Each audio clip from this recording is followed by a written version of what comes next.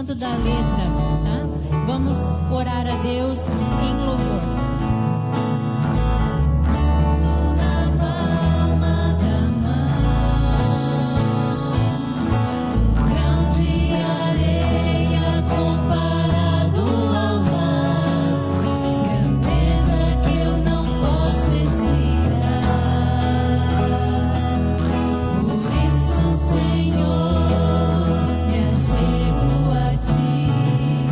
Prostrado diante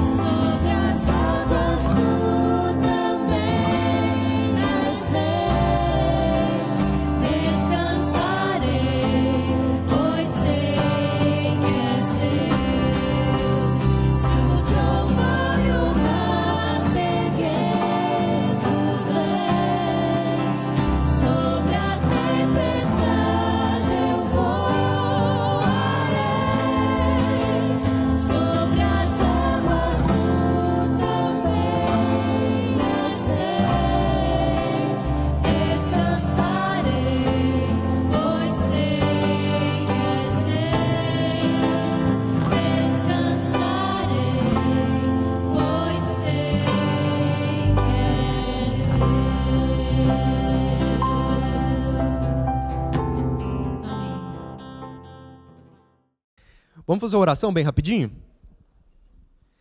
Deus querido, nosso Pai, o Senhor é nosso Deus Criador e o Senhor quer o melhor para nossas vidas, o Senhor quer nos usar. Então eu peço que o Senhor nos encha do seu Espírito agora e que a gente possa estudar juntos aqui algo que vem de Ti e não de nenhum de nós. Que não seja eu falando, que a gente não escute o que a gente quer escutar, mas sim o que o Senhor quer impressionar nos nossos corações. Em nome de Jesus, amém. Bom, vou pedir para vocês abrirem a Bíblia em 1 Coríntios 1. 1 Coríntios 1. A minha tradução não é a mais bonita, então vou pedir meus voluntários ali, os bonitos, elegantes, sinceros, para ler para mim.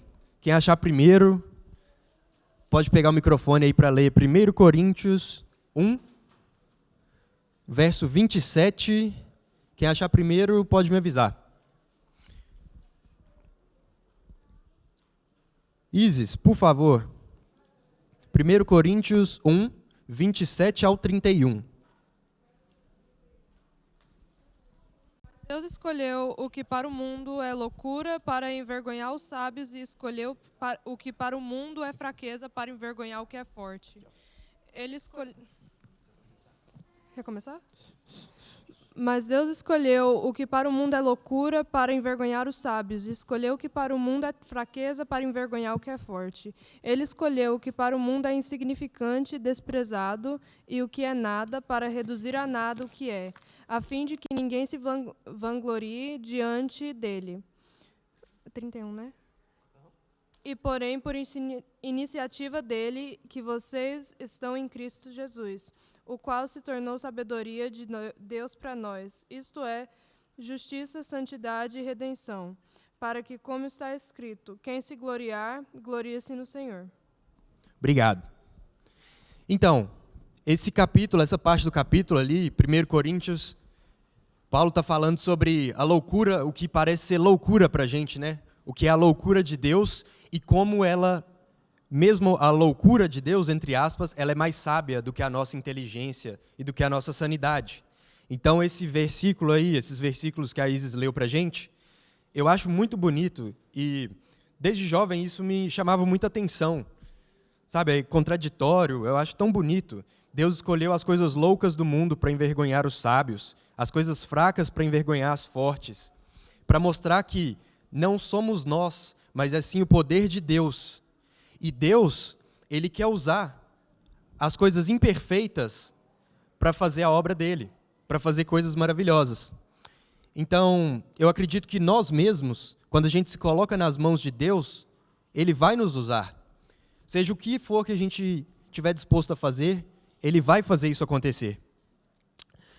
A gente, muitas vezes, tem pensamentos que a gente não deixa nem virar em realidade, porque a gente não acha que é capaz, a gente não acha que é possível de acontecer, mas Deus, Ele vê o que vai além da nossa imaginação, além dos nossos pensamentos. Eu queria que vocês pensassem um segundinho só aqui, quando vocês eram criança, jovem, adolescente, o que vocês sonhavam em ser ou em fazer quando vocês crescessem? Vocês lembram? Vocês estão pensando aí, né? Vocês estão mais próximos. Eu escutei o Israel falar que ele queria ser médico legista, porque o atendimento ao cliente era mais fácil. Não é? Ele estava me contando ali agora. Bom, eu não sei quantos aí pensaram, mas quando eu era criança, tinha muita criança que queria ser jogador de futebol. Tinha meninas que queriam ser modelo, dona de salão, não sei. Vários pensamentos.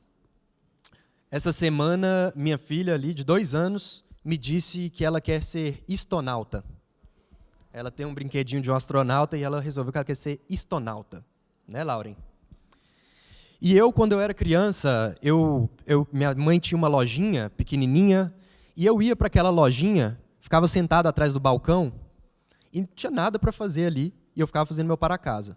E aí passava um mosquito assim, aí eu ficava viajando no mosquito passando. Eu olhava o buraquinho da caneta e aí acabou minha concentração. E aí minha mãe eu testava a paciência dela. Para mim, ensinar o para casa era uma tarefa, era uma tarefinha. E parabéns para ela, né, que conseguiu sobreviver e me fazer sobreviver também, porque era difícil, né, ter paciência. Então, quando eu estava ali na loja, cansado de fazer para casa, a hora mais feliz do dia, o que mudava o meu dia ali na loja, era quando eu começava a escutar o barulho do lixeiro passando na rua. E para mim era a maior alegria ver o lixeiro correndo atrás do caminhão, brincando, gritando, cantando. Era muita alegria, e jogando coisa para lá e para cá. Então eu resolvi, eu sentado ali, tentando fugir do meu para casa, eu resolvi, eu quero crescer para eu poder ser lixeiro. Deus tinha planos diferentes para a minha vida, eu acho. E ainda tenho admiração pelo lixeiro, que deve ser muito cansativo, mas os caras têm uma alegria que é contagiante. E olha, saiba que Deus sonhou para você uma coisa muito maior do que o que você tem no seu coração. Talvez você está passando essa semana, você só queria que chegasse sexta-feira, só queria que chegasse sábado. Mas Deus talvez tinha uma coisa muito melhor preparada para você. Um descanso, a visita de alguém. Talvez você sonhou que viria para os Estados Unidos para ganhar um dinheiro, construir uma casa e voltar. E talvez Deus te abençoou com muito mais. Eu, quando vim para cá, eu não sabia, não queria muita coisa, mas Deus me deu uma família, que foi uma coisa que eu nunca imaginei. E isso para mim é muito especial. E eu espero que todos vocês estejam dispostos a deixar Deus agir em vocês e fazer o que Ele planejou para a sua vida. Eu sei que muitos dos adolescentes aqui estão pensando, carreira, o que vai fazer? Vai ser jogador de futebol, vai ser advogado, vai ser empresário, não sei, dentista. Mas eu te digo com toda certeza, Deus tem muito mais preparado para vocês. E pode ter certeza que mesmo se não for aquela uma profissão ou aquele uma coisa que você sonhava em fazer, Deus vai usar para fazer coisas e chegar em lugares que vocês nunca imaginaram. Uma felicidade que você não pode imaginar para a sua vida. E tem uma figura, quem tiver com tempo no sábado à tarde, em vez de passar no Instagram, pode entrar no chat GPT e pedir para fazer um resumo. Ele é o Agostinho de Hipona. A Igreja Católica canonizou como o Santo Agostinho. Ele é muito conhecido. E uma das coisas mais bonitas que eu já li é um livro dele que chama Confissões. Pede para o chat GPT fazer um resumo hoje à tarde. É bonito, muito bonito. E ali o Santo Agostinho ele conta a história dele. Ele era uma criança, um adolescente, um jovem, como muitos, que queria se divertir. E ele foi um homem até rebelde. Mas a mãe dele nunca parou de orar por ele. E ela sempre pediu a Deus que trouxesse o Agostinho de volta. E Deus escutou as orações da mãe dele, Mônica. E ela Agostinho voltou para Cristo, ele se entregou para Cristo depois de decepcionar com o mundo e com as coisas maravilhosas que ele imaginava fazer e ser. E o Santo Agostinho, ele escreveu essa passagem aqui, que eu acho muito bonita, é uma oração dele. Eu amo essa frase. Ela diz o seguinte: a minha alma é como uma casa, pequena para você entrar, Deus, mas eu oro para que tu a aumentes. Ela está em ruínas, mas eu te peço que a refaça. Tem coisas, Senhor, que não vão agradar aos seus olhos, eu confesso. Mas quem é capaz de purificá-la? A quem clamarei, senão a ti, Senhor? Deus sabe o que existe no nosso coração. Deus sabe o que tem de bom e o que tem que ser limpado. E Ele quer fazer isso na nossa vida. O que a gente precisa fazer é entregar a chave para Ele, é convidá-lo. Deus, Ele é um cavalheiro, Ele nunca vai te fazer pela força, nunca vai te chamar pela força. Ele sempre vai tentar com carinho e Ele nunca vai invadir a sua vida se você não der permissão. Então, eu desejo que a gente possa, no dia a dia, pensar e lembrar, pedir para Deus abrir o nosso coração, sabe? Para Ele entrar mesmo. E de outras pessoas também. É nessa hora que a nossa oração é muito importante para outros. Talvez o meu amigo não está pronto para pedir isso para Deus. Mas eu posso pedir para Deus incomodar ele e cuidar dele ou dela. Nesse ponto, a oração é muito importante. E Deus sabe tudo que vai no seu coração. E um exemplo muito claro, muito conhecido na Bíblia, de como Deus está disposto a usar qualquer pessoa com falhas, qualquer falhas que sejam de caráter ou defeitos. Em 1 Samuel 16, ajudantes, 1 Samuel 16, já pode deixar aberto nessa parte, que a gente vai seguir um pouquinho. Eu não vou entrar em tantos detalhes da história de Davi, porque é muito conhecida, então eu vou tentar, pelo tempo aqui, encurtar um pouquinho, tá? 1 Samuel 16, já no versículo 1, ali Davi está sendo ungido rei nesse capítulo. Deus envia o Samuel para a casa do Jessé, e ele diz, eu vou te indicar quem vai ser o novo rei de Israel, quem tem que ser anointed, né, abençoado ali como o rei de Israel. E ele convida, o profeta Samuel, ele convida Jessé e todos os seus filhos para como diz, um ritual ali, uma adoração, obrigado. E nessa adoração, vem todos os filhos de Jessé, exceto um. Jessé e os irmãos de Davi, eles não acreditavam nem um pouco nele. Ele era o mais novo, o menorzinho, ele era pastor de ovelhas, geralmente o mais novo ficava para cuidar das ovelhas do pai. Não era uma profissão muito glamurosa, de jeito nenhum. Você ficar no campo o dia inteiro, no sol, na chuva, cuidando das ovelhas, que precisam de muito cuidado. Eu imagino que algumas noites eles deviam dormir no relento. Então eram homens rudes, ficavam o dia inteiro ali com as ovelhas. Mas ainda assim, foi esse que Deus tinha escolhido para cuidar de Israel. Algum de vocês pode ler para mim em 1 Samuel 16, 6 e 7. Por favor.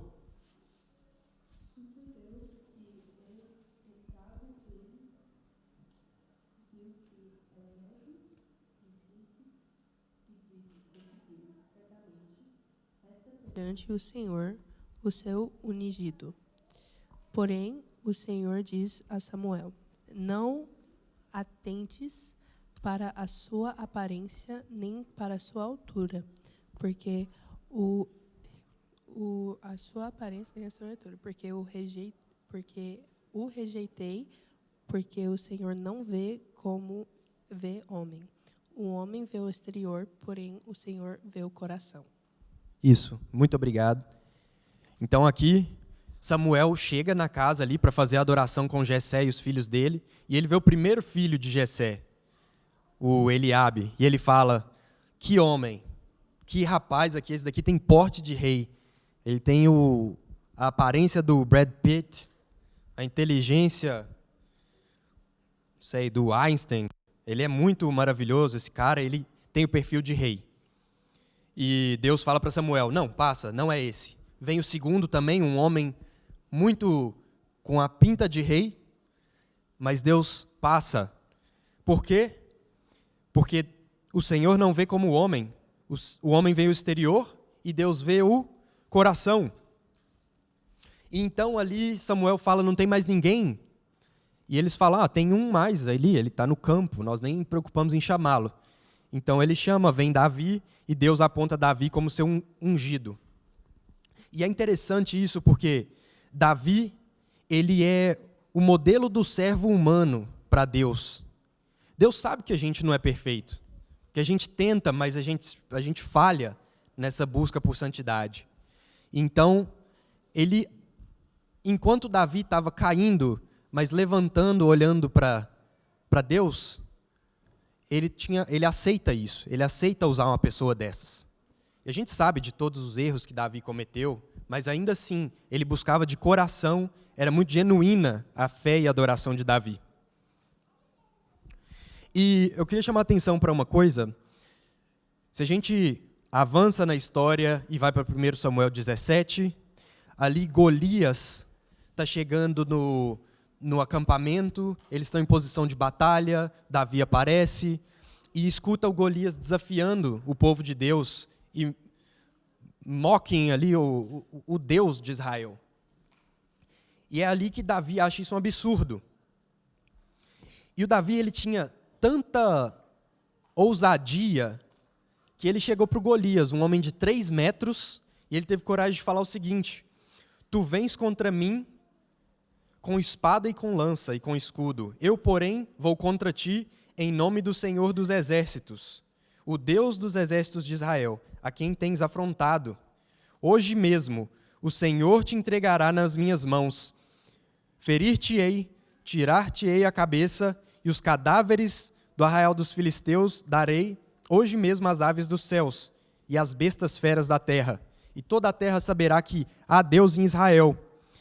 Saberá que toda essa multidão que o Senhor salva, não com espada, nem com lança, porque do Senhor é a guerra, e Ele vos entregará em nossas mãos.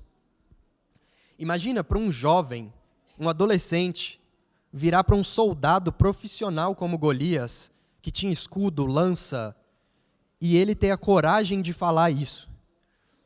E para mim, crescendo como criança ali, eu sempre imaginei que Davi era um escolhido, que então ele chegou ali e Deus pôs essa coragem nele. E lendo mais, se vocês lerem mais o texto depois, vocês vão perceber que Davi, ele não era um acaso.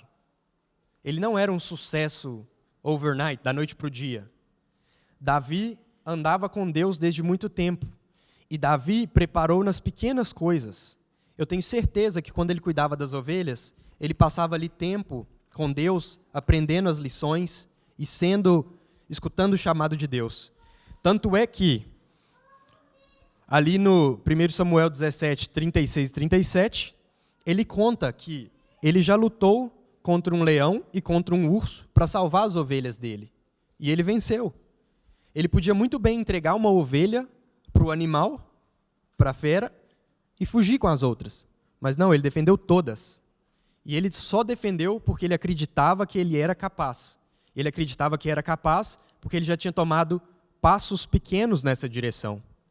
E esse outro passo, que parece muito grande, foi mais um degrau na escada de Davi para ele poder chegar no Golias. Então, Davi não é uma coisa da noite para o dia que ele acredita que Deus vai dar a força para ele para derrotar Golias. Ele sabia do que ele era capaz. E se você tem dúvida se a história de Davi é real ou não, tem 2 coisas que eu queria chamar a atenção. Em Juízes 20, 15 e 16, tem uma história toda ali de uma guerra acontecendo, e resumidamente, essa parte do exército de Israel, eles chamaram 700 homens, canhotos, cada um conseguia lançar pedras em um fio de cabelo e nunca errar. Eu não sei aqui quem, quando era moleque, brincava de estilingue, mas é difícil. Acho que tem gente que acerta mais o dedo do que o poste lá onde está tentando acertar. E aqui na Bíblia mostra que Israel tinha uma tradição dos lançadores de pedra, dos fundistas. E vocês sabiam que até hoje funda é um esporte? No leste da Europa isso é bem comum. E tem campeonato de funda. Pode procurar no YouTube, não é transmitido na ESPN, mas tem um campeonato com prêmio e tudo. Então, teve um programa, vocês podem pesquisar também no YouTube, é bem legal. Eles chamam tipo um caçadores de mitos, e eles levam o campeão de estilingue, o campeão de funda, lá para Israel, lá para o vale, onde teve a luta entre Davi e o gigante Golias. Eles pegam uma pedra do mesmo ribeiro ali que Davi deve ter pego, e eles colocam um poste da altura de Golias, cerca de 3 metros, exatamente como descrevia na Bíblia, e eles colocam um sensor no alto desse poste, onde estaria ali a cabeça do Golias. E eles pedem ali para o campeão de funda girar, e ele tacava a pedra, demorou algumas tentativas, mas ele acertou. E a hora que ele acertou foi na mosca e o sensor capturou a força daquela pedrada. A conclusão que eles chegaram é: a pedrada de um fundista ela é capaz de matar ou ferir letalmente o inimigo. Então, isso me dá muitas dicas de que a história de Davi não é um mito. E mais um detalhe nessa história. Quando Davi vai afrontar Golias, quantas pedras ele leva? 5. Certa resposta. E por que ele levou 5? Vocês já pararam para pensar? Será que ele ia ter tempo de errar uma e aí pegar as outras 4 e tacar no Golias? Um soldado profissional com uma lança na mão? Davi ele não estava preocupado em errar. Ele levou 5 porque ele queria matar o Golias e ele queria matar os 4 irmãos de Golias.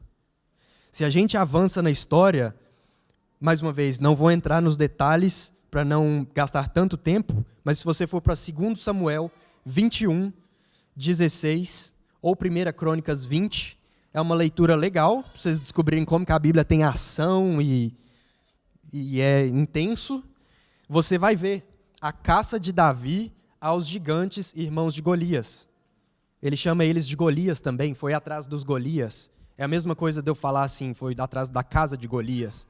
Foi atrás dos Joabes, das Joabas, da família ali, da linhagem deles. E numa dessas caças aos filisteus e aos irmãos de Golias, Davi ele quase foi morto.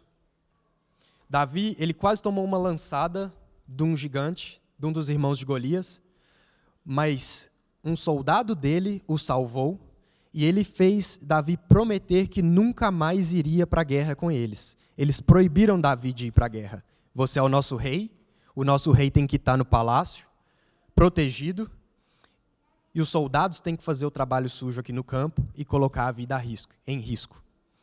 Então Davi começou a ficar em casa, e eles acabaram com todos os irmãos de Golias.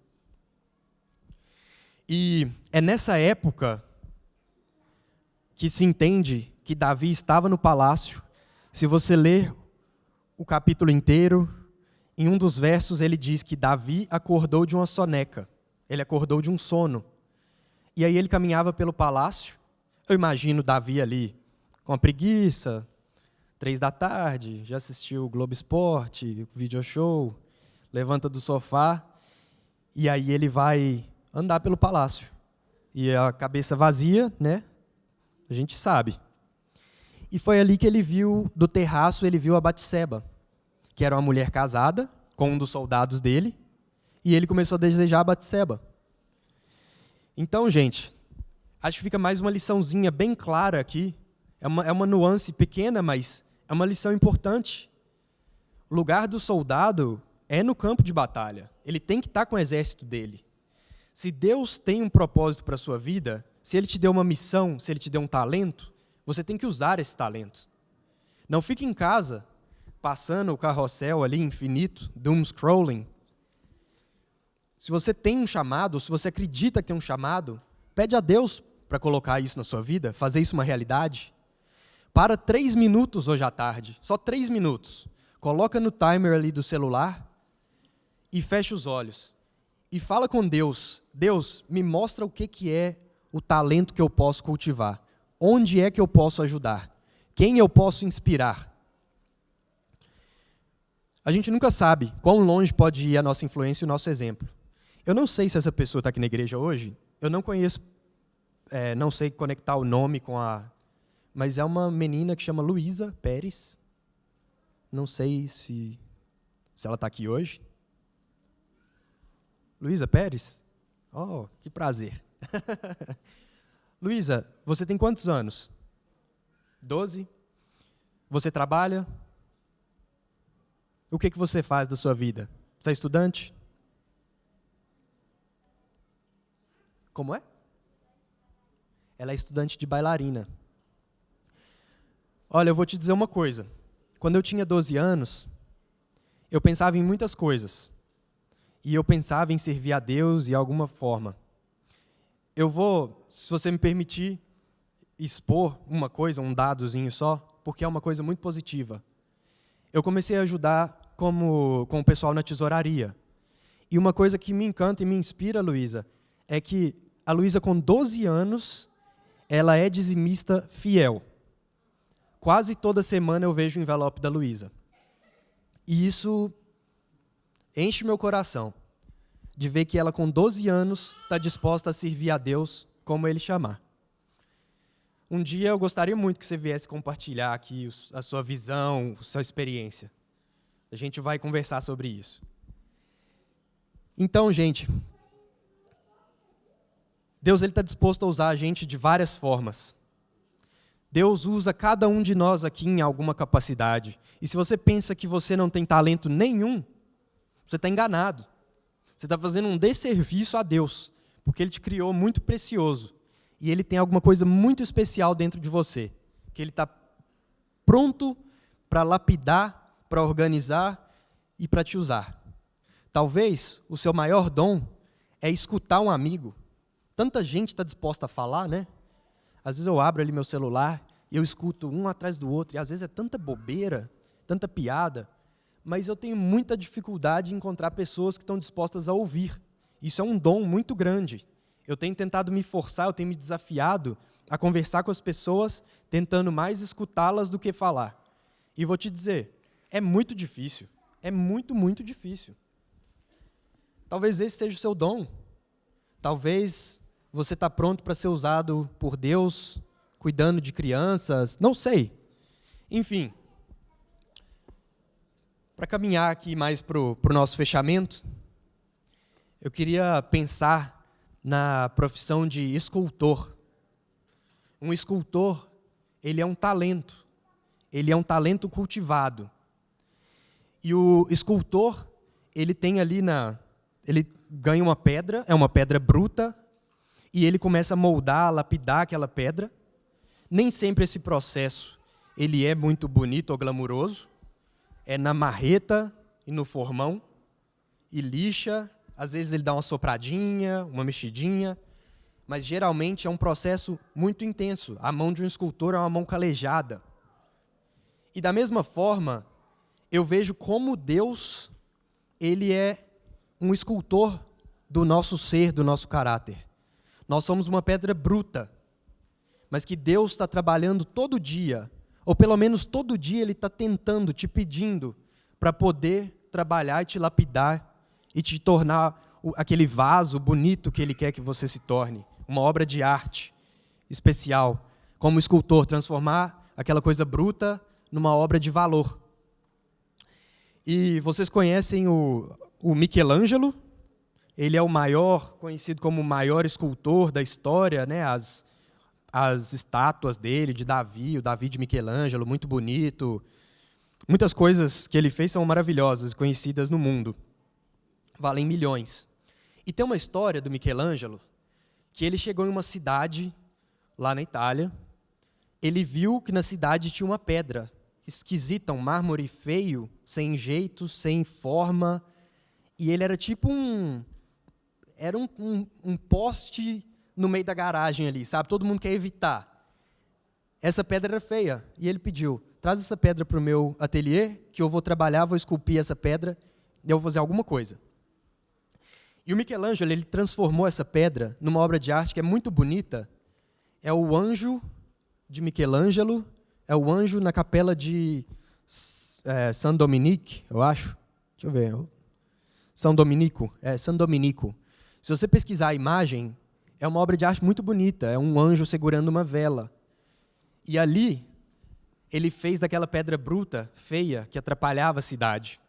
E quando perguntaram para o Michelangelo como foi que ele se inspirou para fazer essa obra de arte, ele falou que foi muito simples. Ele olhou para aquela pedra feia, sem forma, ele enxergou o anjo lá dentro e ele começou a bater e lapidar até ele poder libertar o anjo lá de dentro e fazer essa obra de arte maravilhosa. Da mesma forma, eu acredito que Deus, assim como Ele viu em Davi o coração, Ele está olhando para o seu coração. Talvez você pense que você não é capaz, ou que já passou sua hora de fazer alguma coisa, ou que ainda não chegou a sua hora.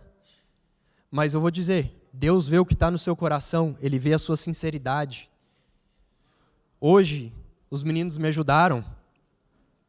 Eu sei que eles ajudam em outras funções, outras tarefas também. E vou dizer, a tarefa de pregar, por exemplo, ela não é do pastor Nelson Rossi, que é profissional. Talvez vocês vão ser os mais bem usados. Na historinha das crianças, eu estava prestando atenção e eu achei legal. A moça tinha uma missão e ela cuidou da amiga dela. Isso tem um impacto para o resto da vida. Na minha família, a primeira pessoa a conhecer a Cristo foi minha bisavó. E ela recebeu uma revista chamada O Atalaia. Pelo nome, você sabe que tem muito tempo. Minha bisavó, ela faleceu com mais de 100 anos. E no aniversário de 100 anos, isso já tem um tempo, eu era criança, eu lembro que eles fizeram a contagem e tinham mais de 300 pessoas na igreja por conta dela e do meu bisavô que se tornaram cristãos. E eu acho que foi uma revista de um missionário que transformou a vida dela e transformou a vida de mais de 300 e transformou a minha. Então a gente nunca sabe quão longe vai a nossa influência. E Deus dá muita coisa para a gente. Deus, Ele quer esculpir a pedra bruta que você é, que eu sou. E para a gente fechar aqui, queria contar uma historinha bem rapidinha. Muito simples, mas eu acho muito bonita. Eu já escutei essa história e achei muito bonita. Tinha um jovem, esse jovem estava desanimado na fé dele, ele estava ali, sabe, morno. E um dia os amigos dele chamaram, vamos fazer uma visita a um asilo, vamos acompanhar a gente fazendo uma visita. Ele falou, o que eu vou fazer no asilo? Tá bom, eu vou caminhar com eles lá, vou escutar alguém falando, vou cantar música, beleza. E quando ele chegou nesse asilo, ele ficou muito próximo de um velhinho. Esse senhorzinho chegou do lado desse jovem e alugou ele ali a tarde inteira para ficar contando para ele. E ele ficou, sim, e escutando as histórias do senhor. E na hora dele ir embora, esse velhinho abraçou ele para dar tchau e pediu para ele não ir embora. E o jovem estava com o coração na garganta, com o coração apertado. Ele falou para o velhinho, eu vou, mas eu volto no próximo mês, para eu poder te visitar. E assim foi. Passou um mês, ele voltou, o velhinho lembrou dele, ficou muito feliz com essa visita, com essa amizade que ele estava cultivando. E assim foi, mês após mês, o jovem ia e visitava o senhorzinho. Era um senhor muito frágil já, a saúde dele. E em uma dessas visitas, o jovem sabia que o velhinho já estava muito, muito mal. E ele foi saindo do quarto, ele deu um abraço nesse senhorzinho. E ele não sabia se ia ser a última vez que ele viu o velhinho, o novo amigo dele. Quando ele saiu do quarto, ele trombou com uma mulher. E essa mulher ficou espantada assim, olhou para ele como se já soubesse quem ele era e falou, que prazer te conhecer. Finalmente eu sei quem você é. E ele não entendeu nada, o jovem. Ele perguntou para a menina, quem é você? Da onde você vem? Como que você me conhece? E eles conversando, a moça disse para ele, eu sou a neta desse senhor. E ele está terminal. Em uma dessas noites, dessa semana, a gente não sabia se ele ia conseguir acordar no próximo dia. E naquela noite, com a pouca energia que o meu avô tinha, ele me pediu para deixar um recado. Ele pediu que, quando Jesus viesse visitá-lo, que eu desse tchau por ele, que eu desse tchau a Jesus. E ela não entendeu, ela falou para ele, mas quando você abrir os olhos a próxima vez, vovô, a primeira pessoa que você vai ver vai ser Jesus. Eu não preciso dizer tchau para ele. E o velhinho tentou explicar para ela, você não entende. Jesus vem aqui. Jesus me visita todo mês. E agora ela entendia. Então, pense bem. Deus usou nessa história um jovem, simples, desanimado, que acreditava que ele não tinha nada a agregar a ninguém. Ele usou para transformar e mostrar Jesus na vida de uma pessoa. Eu acredito que Cristo quer fazer a mesma coisa na nossa vida. Ele quer usar esse material bruto que nós somos, esse material inacabado. Muitas vezes a gente olha e pensa que não tem valor, mas existe uma obra de arte dentro de cada um. E Deus quer usar. Deus te deu um talento, Deus te deu várias possibilidades de mostrar o amor de Deus a outras pessoas. Se você acha que não tem nada, você tem 2 pernas firmes que você pode caminhar para levar algo de bom a alguém. Você tem a sua voz. Essa semana a Giovana me mostrou um homem com paralisia cerebral pregando para uma multidão. Foi uma das coisas mais bonitas que eu já vi ele falando. E o que quer que seja que Jesus tem construído na sua vida, eu tenho certeza que ele vai fazer florescer. Para a obra dele, para a sua alegria, para a sua felicidade, tenho certeza que ele está mais interessado na sua felicidade do que você mesmo. E que ele está disposto a te usar na maneira que for no trabalho dele. Talvez a sua vida vai refletir Jesus para uma pessoa. E isso vai fazer um impacto para a eternidade. Em Filipenses 1, verso 6, diz o seguinte: pois eu estou certo de que Deus, que começou esse bom trabalho na vida de vocês, vai continuá-lo até que ele esteja completo no dia de Cristo Jesus, o dia do juízo final, quando Jesus voltar como juiz e rei. O que Jesus está trabalhando na sua vida e na minha, ele está pronto para acabar, para te colocar pronto para terminar essa viagem. Morar nos Estados Unidos é muito bom. Tem ar-condicionado para todo lado, tem trabalho, tem muitos confortos que a gente nunca pensou que talvez teria. Mas não é o fim. Tem muitos problemas. E o que Deus tem preparado para a gente é muito maior. Eu espero de coração que vocês e eu, que a gente possa passar esse sábado, passar essa semana meditando nisso e pensando como Deus quer me usar. O que eu vou fazer para me colocar nessa posição? Como eu disse, para 3 minutos hoje à tarde e faz uma oração para Deus, me mostra como o Senhor quer me usar.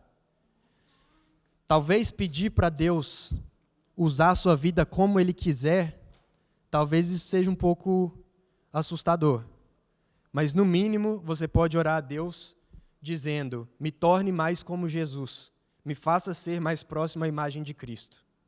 E Ele vai fazer agir, e Ele vai fazer a sua vida ser muito mais especial, ela ser muito mais feliz e muito mais bem utilizada. Eu quero terminar aqui e convidá-los para fazer uma oração, se vocês puderem. Deus querido, nosso Pai, o Senhor que é o nosso Criador, o Senhor tem todos os planos para a nossa vida, Pai. O Senhor quer o nosso bem, mesmo que às vezes isso signifique renúncias na nossa vida. Deus, muito obrigado pelos talentos, pela capacidade que o Senhor Deus colocou na nossa vida. E nos ajude a encontrar como o Senhor quer usar as nossas habilidades, como o Senhor quer usar o nosso tempo. E nos inspire para que a gente possa, cada dia mais, ficar próximo do que Cristo é. Que a gente possa imitar o caráter de Cristo e estarmos mais próximos da versão que é capaz de chegar ao céu um dia. E lá a gente quer morar, a gente quer passar os dias com o Senhor. Nos prepare, nos guarde, abençoe esse final de sábado e essa semana, que seja o começo onde a gente possa estar trabalhando o nosso caráter e sendo moldado por Ti. Em nome de Jesus, amém.